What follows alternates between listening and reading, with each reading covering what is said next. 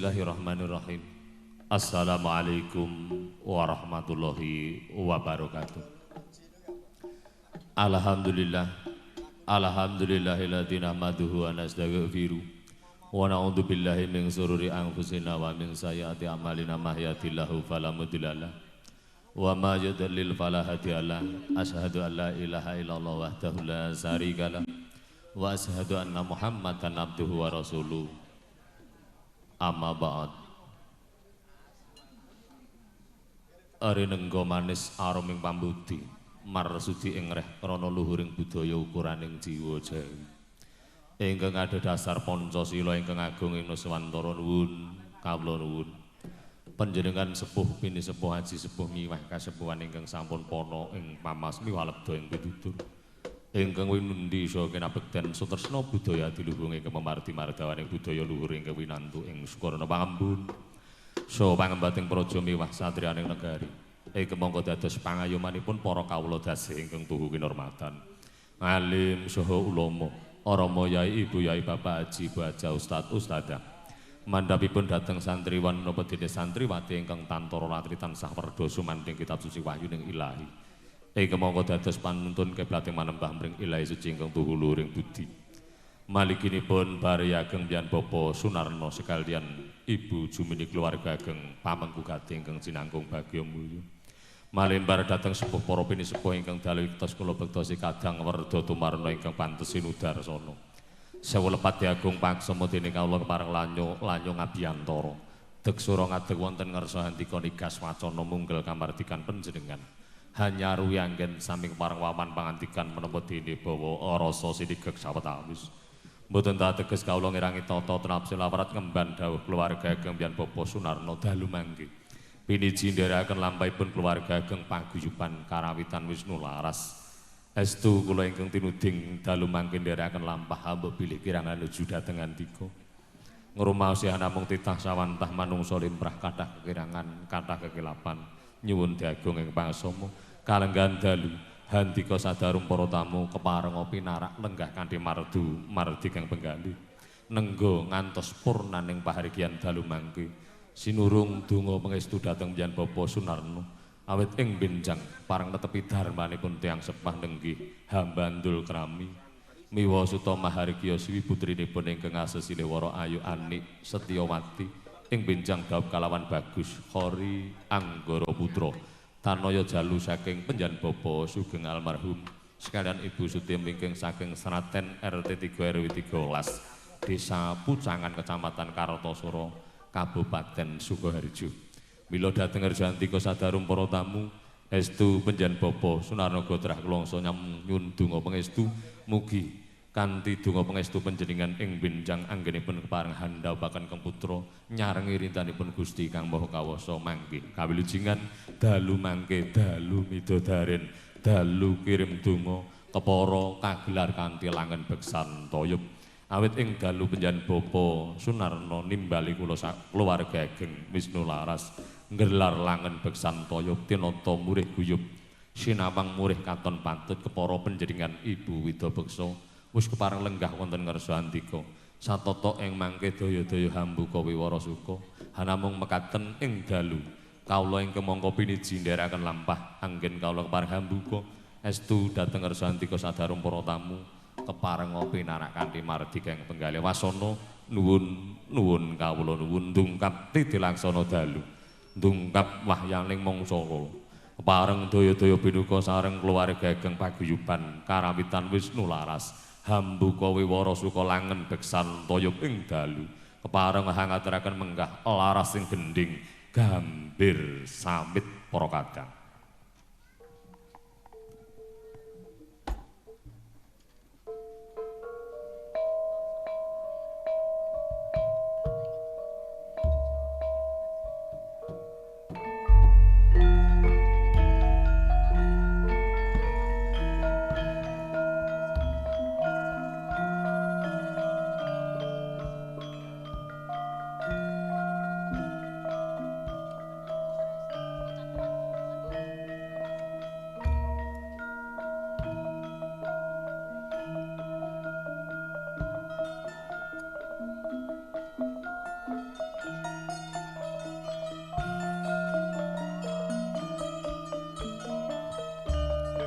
lamat kapilut lukitaning gending babar suka langening suka merwakane lelangen beksan toyuk ing dalu genilar penyan bapa Sunarno sekalian ibu Jumini mapan wonten ing Telebuk RT kali Kedawung Mundukan Sragen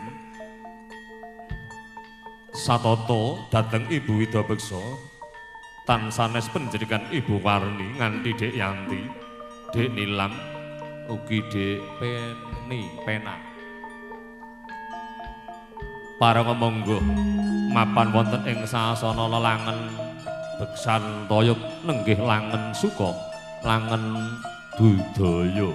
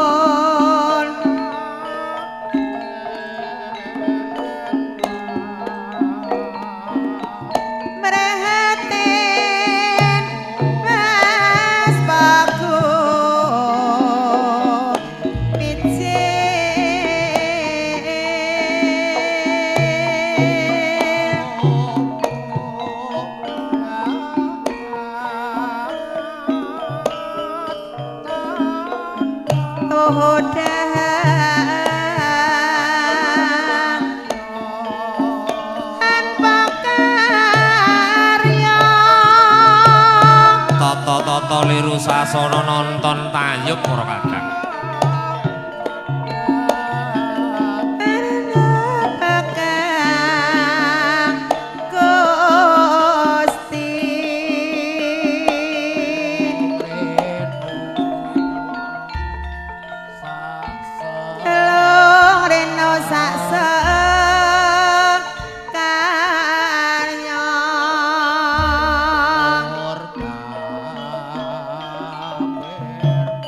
So